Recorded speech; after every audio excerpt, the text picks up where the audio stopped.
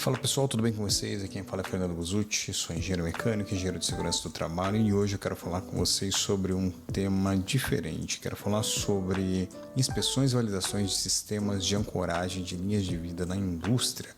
Um tema bem interessante, pouco abordado e muitas vezes negligenciado dentro das indústrias, tá? Então vamos lá, vamos começar. A primeira coisa que eu quero falar para vocês é uma informação muito triste, tá? É uma informação que fala sobre o número de mortes por hora. Só para vocês terem uma ideia, segundo o Observatório de Segurança de Saúde do Trabalho, o Smart Lab, a cada 3 horas e 47 minutos no Brasil, uma pessoa morre por acidente do trabalho. Então, isso é muito triste e precisa ser combatido e precisa ser trabalhado. Então, só para vocês terem uma ideia, dentre os homens, a idade média de 18 a 24 anos e mulheres de 30 a 34 anos. E só lembrando que somente são considerados as pessoas que possuem registros, tá? Pessoas com carteira assinada. Então a gente pode crer que esse número é muito maior, tá? Devido à quantidade de pessoas que trabalham de maneira informal. E um outro ponto importante é que foi considerado os anos de 2020 e 2021, tá certo? Então vamos lá. Algumas estatísticas. Acidentes por mortes cresceram nos últimos 2 anos, isso 2020 e 2021. Somente em 2020 foram mais de 446.881 acidentes de trabalho notificados e em 2021 esse número subiu 37%, alcançando 602.920 notificações, ou seja, é muito acidente. E falando em morte, em 2020 tivemos 1.866 pessoas faleceram decorrentes de acidente do trabalho, e em 2021 foram 2.538 mortes, com um aumento de 36%. Dando sequência, ainda na parte estatística, nós temos que 40% desses números, ou seja, 1.015 mortes dos acidentes do trabalho são decorrentes por queda. E dessas 1.015, cerca de 65% dos casos são de quedas, né? Na verdade, a Constituição Civil lidera com 65% dos casos e os outros 35% acabam sendo distribuídos para os outros setores. Ainda de acordo com o levantamento, 65% das quedas na Constituição Civil, desses 65%, 74% terminaram em óbitos, ou seja, um número muito alto, e apenas 26% dos trabalhadores que sofreram esse tipo de acidente sobreviveram. E ainda tem um agravante que a grande maioria das pessoas acabam tendo algum tipo de sequela. E um último ponto importante aqui, que outro número levantado mostra que 80% dos casos das quedas ocorreram pelo não uso de equipamentos de proteção individual, os chamados EPIs. E os outros 20% disseram que poderiam ser algum tipo de falha no equipamento. Uma informação também interessante é que a maioria dos casos dos acidentes ocorreram entre 3 e 9 metros de altura. Uma informação também importante é acerca de valores, é acerca de dinheiro que a empresa pode gastar caso venha a ter uma situação com morte. O valor médio ele pode variar, mas segundo o Tribunal Superior de Justiça, o STJ, os casos, vários casos têm sido fixados entre 300 e 500 salários mínimos. Fazendo uma conta rápida aqui, para 300 teremos 426 mil e para 500, 710 mil reais. Isso sem contar custas advocatícias, sem nada, tá? E a indenização por morte ela é uma compensação financeira que é concedida aos dependentes ou herdeiros de uma pessoa que faleceu. E pode ser solicitada nos casos de acidente do trabalho. Então, olha só, agora temos as informações estatísticas da quantidade de mortes, o número alto, e também temos aí o impacto financeiro que uma morte pode gerar para a indústria. Então eu quero fazer uma pergunta para vocês. Como estão o sistema de ancoragem das linhas de vida da empresa de vocês? Estão em dia ou não faz ideia e precisa realizar um diagnóstico urgente para ver como ela está? Então antes de me responder essa pergunta, nós vamos falar agora realmente como funciona, quais são os pontos desse sistema de ancoragem e no final a gente volta a conversar, beleza? Então vamos lá? Então para a gente começar, nós vamos dar uma passada rápida nas normas, tá? Então além da NR35, nós temos a NBR 16325 que trata da proteção contra quedas de alturas. Ela tem 3 partes e a parte que nós vamos tratar é a parte 1, que trata dos dispositivos de ancoragem, tá? Temos também a 16489, que trata das recomendações e orientações e uso e manutenção Temos as outras 3 NBRs, 15836, que trata do cinto de segurança, a 15834, que trata do talabarte, e o 15837, que trata dos conectores. O mosquetão, aquele que faz as conexões entre as partes. E dando uma passada rápida aqui nas imagens correlacionadas com as suas normas, a NR35 trabalha em altura, né? Temos um olhal aqui, que é o dispositivo de ancoragem é um olhal. Temos a 16489, que fala sobre as recomendações e orientações para a seleção e uso de material. Uma imagem bem interessante aqui, você vê um andaime fachadeiro sem proteção nenhuma, sem os guarda-corpo aqui, sem uma linha de vida, sem nada, né? Então aqui ela dá uma ideia. Temos aqui também os conectores, né? Representado pela NBR 15837. E, por último e não menos importante, a NBR 15836, que trata sobre o cinto de segurança, o cinturão, cinto paraquedista. E aí, entrando na NR35, nós temos alguns pontos para a gente passar bem rapidamente aqui. No item 35.1.1, ele fala que a norma ela estabelece os requisitos e medidas de prevenção para o trabalho em altura, envolvendo o quê? O planejamento, organização e execução, de forma a garantir a segurança e a saúde dos trabalhadores envolvidos direta ou indiretamente com esta atividade. E o campo de aplicação, ele se dá, em resumo, em toda atividade com diferença de nível acima de 2 metros. Ponto. Então vamos lá. A gente vai trabalhar direto no anexo 2 NR35, que são os sistemas de ancoragem. Qual é o objetivo desse anexo 2? Estabelecer os requisitos e as medidas de prevenção para emprego do sistema de ancoragem como parte integrante de um sistema de proteção contra quedas no trabalho em altura. Olha que interessante. E ele fala aqui, no item 2. Este anexo ele se aplica ao sistema de ancoragem, definido como um conjunto de componentes integrantes a um sistema de proteção individual contra quedas, o SPIQ, que incorpora um ou mais pontos de ancoragem aos quais pode ser conectados equipamentos de proteção individual contra quedas, diretamente ou por meio de outro componente projetado para suportar as forças aplicáveis. Vamos dar uma traduzida aqui. Qual que é a ideia, né? Este anexo ele fala sobre a linha de vida e os componentes que conectam essa linha de vida, que pode ser direto um talabarte ou um trava-quedas retrátil, tá certo? Então vamos lá. Então aqui dentro ainda do anexo 2, no item 2.2, no sistema de ancoragem tratados neste anexo, eles atendem às seguintes finalidades: retenção de queda, restrição de movimentação, posicionamento no trabalho ou o acesso por corda. Nós vamos trabalhar nos 2 primeiros itens, que são os principais, o que é mais utilizado na indústria: retenção de queda e restrição de movimentação. Na retenção de queda, ele funciona da seguinte forma.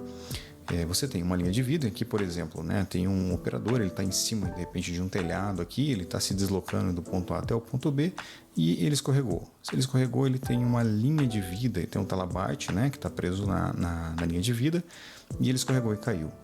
No exato momento que ele caiu, a linha de vida reteve a queda dele, então foi uma linha de retenção. Então salvou a vida dele retendo a queda. Já a linha de restrição de movimentação é um pouquinho diferente. Note aqui na imagem que o trabalhador está limitado, ele está restrito a esse ponto, ou seja, a esse raio. Temos um semicírculo aqui e temos 3 raios. Então, note que aqui na borda da parede, note aqui tem uma antena parabólica, então ele vai conseguir chegar somente nessa direção aqui, ok? Não vai conseguir passar disso. Então, essa é a diferença de retenção e restrição. Então, alguns pontos de algumas imagens, né, relacionadas ao trabalho. Nós temos aqui manutenção em telhados, locais de riscos, né, de quedas, telhados, escadas, espaço confinado, lonar caminhões, acesso a cargas aqui, por exemplo, uma carga de carros, né? Aqui já uma carga de bags, trabalhando aqui em cima ele pode se desequilibrar e cair, aqui também, então todos os pontos aqui existem os seus respectivos riscos. E aí, agora a gente entra num outro ponto que começa a ficar mais interessante, que é o quê? Os componentes do sistema de ancoragem. O sistema de ancoragem ele pode apresentar seu ponto de ancoragem de 3 formas: diretamente na estrutura, que é esse primeiro caso aqui. Então aqui, por exemplo, quando um operador ele vai trocar essa lâmpada, ele sobe ancorando na própria estrutura. Ele não tem uma escada, ele não tem uma outra forma aqui de um meio acesso, um outro meio de acesso a não ser a própria estrutura para chegar aqui no topo. Então ele utiliza a própria estrutura, tá, como meio de ancoragem, então diretamente na estrutura. Na sequência, nós temos No item B, a ancoragem estrutural. O que é a ancoragem estrutural? Como o próprio nome diz, faz parte da estrutura a ancoragem. Note que aqui nós temos dois exemplos, tá? Vamos olhar aqui primeiro, depois eu explico esse lado. Nós temos aqui um suporte que está soldado nessa placa e nós temos um olhal aqui, um anel aqui de aço aqui. Tá, e aqui também. Então ele está fixo aqui na estrutura, então ele faz parte da estrutura de forma que, supondo que esses pontos estejam ok, né, validados e tudo mais, esse ponto pode ser utilizado como ponto de ancoragem. Tá certo? Já deste lado nós temos uma coluna aqui ou uma viga, não dá para saber o que pode ser aqui, mas com diversas barras roscadas travadas com um chumbador químico. Então, como é que funciona isso daqui? Que é o seguinte, você tem uma barra roscada, você faz um furo, faz a limpeza, aí tem dois tipos, tem a ampola e tem essa bisnaga, que ela é bicomponente, você coloca num aplicador próprio para ela, coloca lá dentro e aí depois você fixa aqui a barra roscada. Ele fica travado aqui dentro quimicamente, tá? Então aqui é uma ideia no corte. Então é feito o furo na distância indicada pelo fabricante, tira toda a poeira, faz a limpeza e posteriormente você injeta aqui e coloca a barra roscada girando aqui, deixando somente o ponto aqui para fora, somente uma parte da rosca, né, para fora aqui. Certo? Então isso daqui são ancoragens estruturais. Então essa barra roscada, enquanto solta, ela é um elemento de fixação solto, mas a partir do momento que ela é travada aqui dentro da coluna, ela passa a ser um elemento estrutural, certo? Ele não sai mais daqui. E o terceiro, que é a letra C, são os dispositivos de ancoragem. Os dispositivos de ancoragem são, para ficar mais fácil para a gente saber, são os elementos soltos, parafusados. Então, essa parte de cima, o olhalzinho aqui, ó, eles são os dispositivos de ancoragem. Então, aqui nós temos as ancoragens estruturais e aqui na frente, a hora que estiver pronto, estiver seco e for montar o sistema, nós temos aí o dispositivo de ancoragem. Então aqui, ó, simbolizando, é praticamente igual à imagem anterior. Então nós temos a barra roscada e na frente o dispositivo de ancoragem, certo? Então vamos lá, dando sequência aqui no item 3.2, a ancoragem estrutural e os elementos de fixação. Eles devem ser projetados e construídos sob responsabilidade do profissional legalmente habilitado, bem como atender às normas técnicas nacionais ou, na sua inexistência, as normas internacionais aplicáveis. Eu coloquei duas imagens aqui de dois projetos, um projeto com cabo de aço e um projeto com uma linha de vida rígida. Ambas seguem todas as normas e estão dentro das normativas, certo? Então, dando sequência aqui, a gente pode observar que no item 3.2.1 ele fala que os pontos de ancoragem estrutural devem possuir marcação realizada pelo fabricante ou responsável técnico contendo algumas informações, como, por exemplo, aqui, ó, a identificação do fabricante, número de lote, né, um número que permita a rastreabilidade, como o número máximo de trabalhadores e a carga máxima aplicável. Então a gente pode olhar aqui na imagem que a gente tem a carga dinâmica que suporta uma pessoa, nós temos aqui a normatização dela, a carga, o fabricante, CNPJ e algumas informações dizendo, ó, está em conformidade com a NBR 16325-1A. E aí, na sequência, a gente tem um outro ponto interessante, a 3.2.1.1. Os pontos de ancoragem estrutural já instalados, que não possuam marcação prevista nesse item, devem ter a sua marcação reconstituída pelo fabricante ou responsável técnico. E na impossibilidade de recuperação das informações, os pontos de ancoragem devem ser submetidos a ensaio sob responsabilidade de um profissional habilitado e marcados com a identificação do número máximo de trabalhadores que podem estar conectados simultaneamente ou a força máxima aplicável de identificação que permita a rastreabilidade de ensaio. Então, fazendo um complemento da primeira e da segunda parte ali, nós temos os pontos, né, estruturais aqui, os pontos de ancoragem estrutural, que são esses itens aqui. O que a gente pode fazer? Não tem documentação, não tem nada. A gente pode trazer um dinamômetro aqui, fazer um teste de carga e se tiver tudo ok, a gente pode validar. Coloca uma plaquetinha com todas as informações técnicas dizendo, olha, está ok, pode ser utilizado como ponto de ancoragem. Válido por 12 meses, certo? E aí nós temos, na sequência, nós temos o item 3.3 que fala dos dispositivos de ancoragens. Eles devem atender os seguintes requisitos, a um dos seguintes requisitos, tá? Ser certificado, conforme a 16325, conforme a gente já viu anteriormente, ser fabricado em conformidade com as normas técnicas nacionais vigentes sob responsabilidade de um profissional habilitado. Então, criou aqui um suporte com um ponto de ancoragem e ser projetado por profissional legalmente habilitado, tendo como referência as normas técnicas nacionais como parte integrante de um sistema completo de proteção individual contra quedas. E aí eu coloquei até um exemplo aqui para a gente ver que seria um sistema completo, né, utilizando aqui um trolley e embaixo aqui conectado um trava-quedas retrátil. Então note que nós temos 3 possibilidades: um certificado, uma peça fabricada, mas também sob responsabilidade, ou um sistema completo. Então qualquer um desses aqui é válido, tá?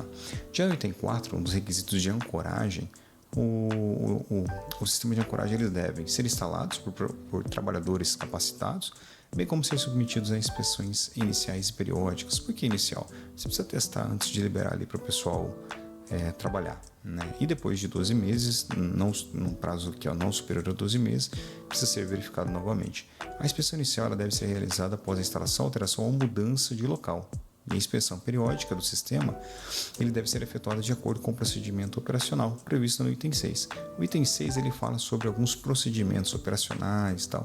Então, normalmente, quando é feito um projeto, é feito já todo um detalhamento de como vai ser feito essas inspeções, o que vai ser inspecionado, o que vai ser olhado, ok? Então, um outro ponto também importante aqui de projeto e especificações, fala aqui também que todo projeto tem que estar sob responsabilidade de um profissional legalmente habilitado, ser elaborado, levando em conta todos os procedimentos operacionais e mais alguns itens, todos de responsabilidades e normatizados. E o projeto também, quando aplicável, e as especificações técnicas, eles devem conter o dimensionamento que permite os seguintes parâmetros: força de impacto de retenção de queda dos trabalhadores, levando em conta o efeito de impactos simultâneos ou sequenciais, ou seja, nós temos uma linha com diversos trabalhadores, a gente tem que calcular o sequenciamento ou a força máxima ali, os esforços em cada parte do sistema de ancoragem decorrentes da força de impacto, ou seja, dos dois lados aqui nessa situação do cabo de aço, e também calcular a zona livre de queda necessária. Vou falar rapidamente sobre isso. O que é a zona livre de queda? É a somatória de todos os comprimentos, cujo qual ainda nos permitirá no mínimo 1 metro de segurança. Ou seja, a linha de vida ela deve ser instalada a uma distância X, que somado todas essas distâncias, ainda sobra 1 metro da parte inferior do pé do trabalhador. Então aqui nós temos o comprimento do talabarte, o comprimento do absorvedor de energia, nós temos a distância do peito até a ponta do pé, mais ou menos 1,5 metro.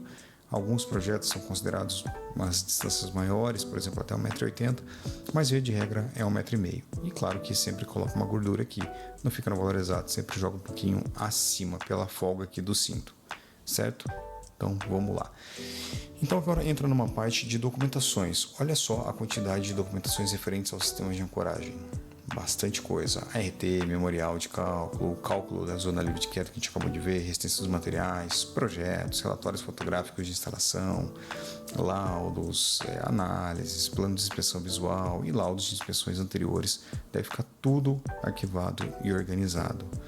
E aqui, dentro do diagnóstico das linhas atuais existentes, dentro da própria norma 16325, ele tem um fluxograma aqui. Então, inspeção periódica do dispositivo de ancoragem. Existe documentação de instalação? Sim ou não? E aí entra todo num fluxo aqui, tá certo? Então você vê que não é nada inventado, tem tudo já documentado, tem todo um procedimento, tem toda uma metodologia para ser realizado esse processo. E dentro dessa verificação é feito, né, conforme a NBR 16325, conforme está visto aqui, a inspeção visual de funcionamento, a inspeção dos pontos de corrosão, deformação, falta de componentes, falta de marcação, entre outros pontos, elaboração de databook com registros fotográficos quando é feito as inspeções, né?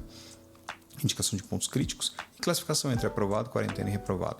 Qual a diferença entre as três? Aprovado, ok, tudo certo, pode usar. Quarentena, algum ponto não ficou legal e, porém, você não tem comprometimento com a resistência do equipamento. Então, você pode manter ela ok em utilização, porém, é dado um tempo para fazer a correção.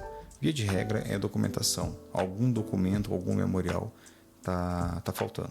E reprovada porque realmente há algum ponto ali que pode oferecer um risco à vida do trabalhador, passando de linha de vida para linha de morte.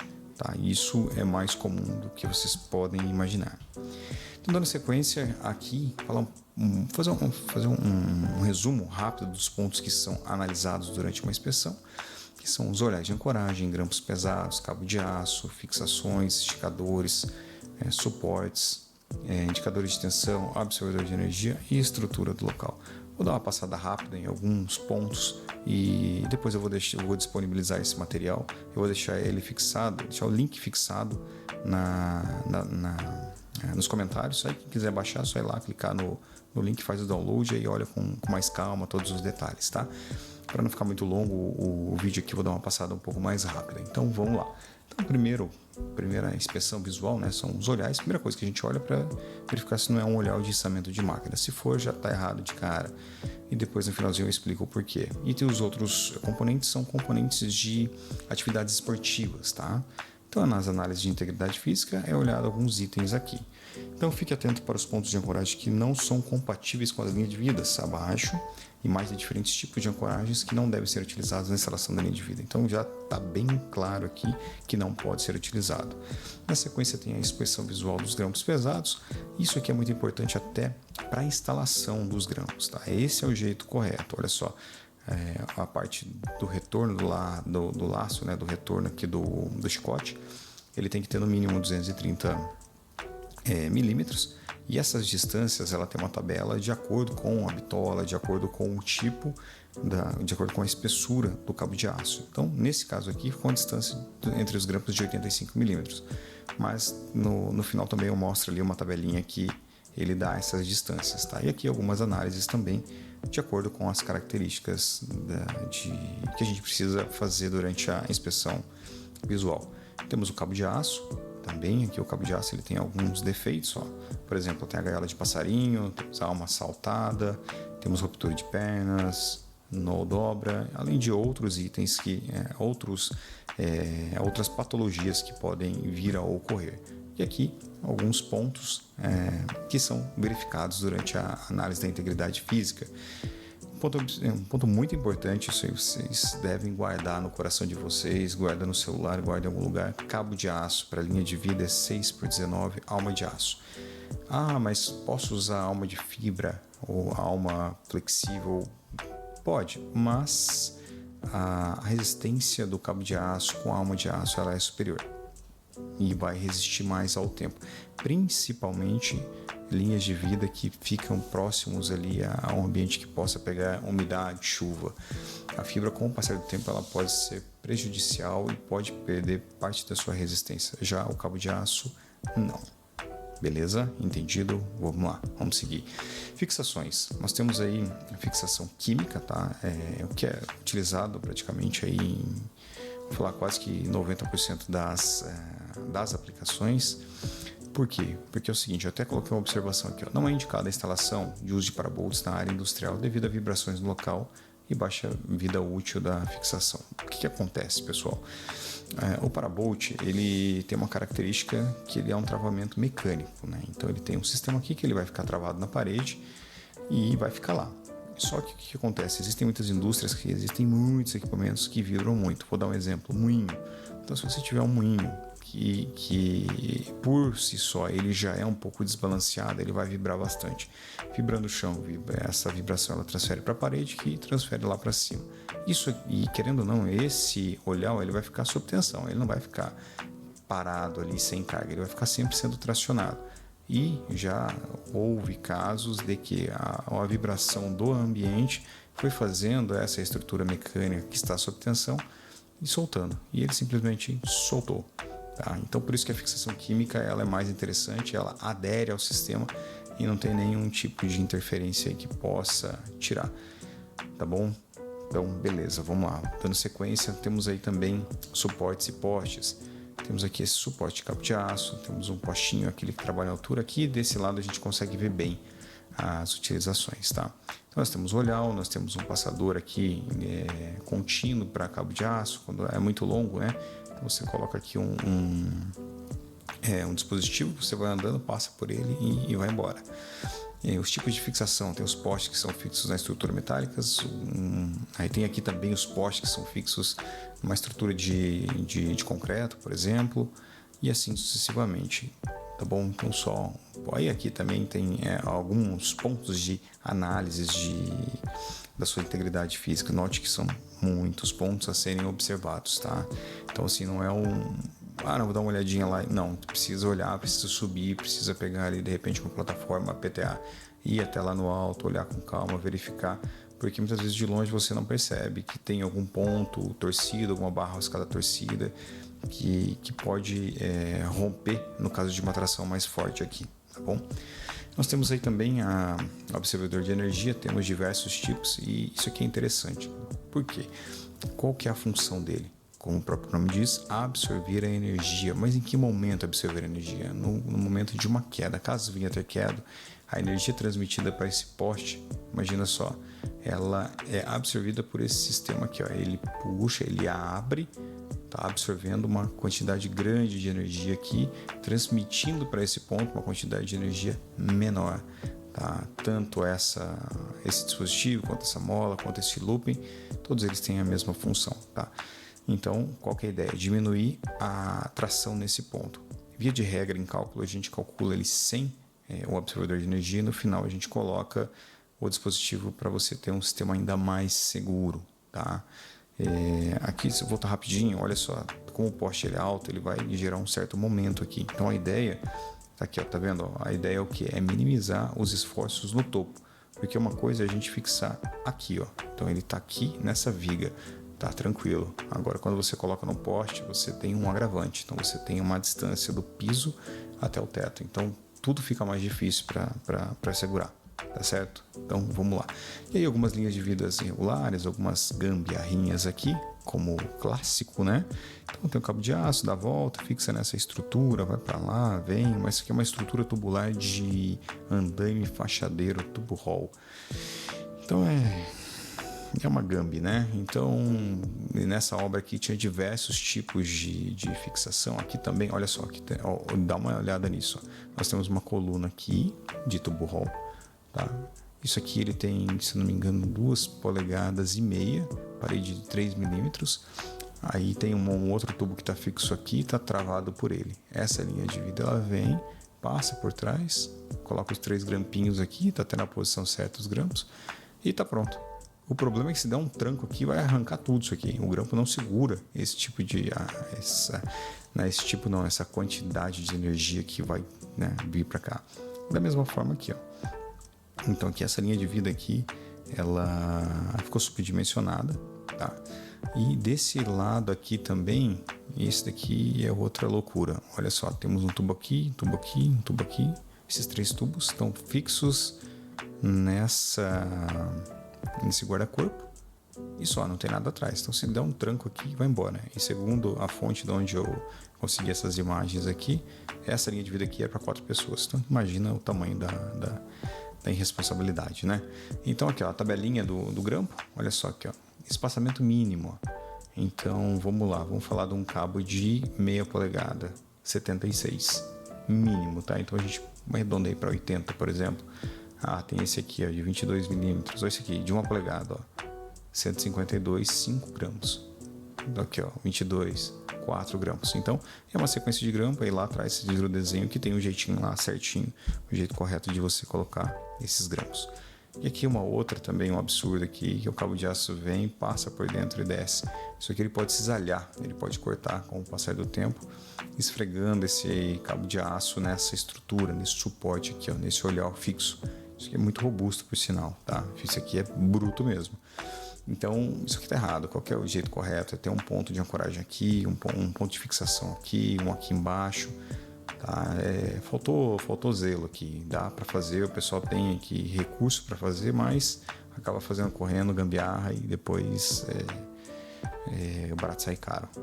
Então, vamos lá. E, por último e não menos importante, eu queria falar para vocês aqui sobre esse tipo de olhar, que é um olhar utilizado em içamentos de carga. Tá? Por que ele não pode ser utilizado? Até se vocês observarem, se vocês buscarem nos manuais dos fabricantes, eles não recomendam a utilização para força de 90 graus, força na direção de 90 graus em relação ao parafuso e no máximo 45 graus.